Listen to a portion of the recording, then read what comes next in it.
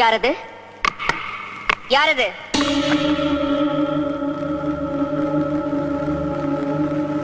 யாரது?